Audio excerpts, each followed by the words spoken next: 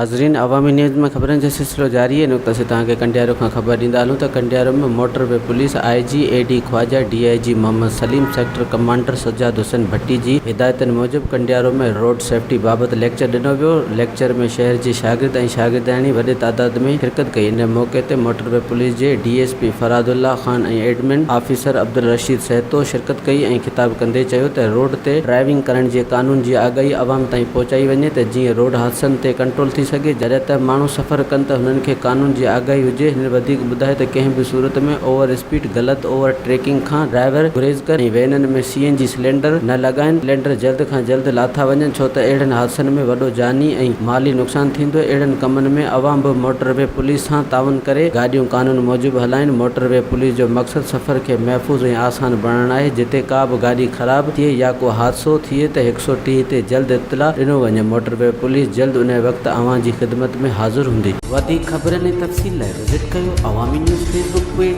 YouTube page ऐं अवामी news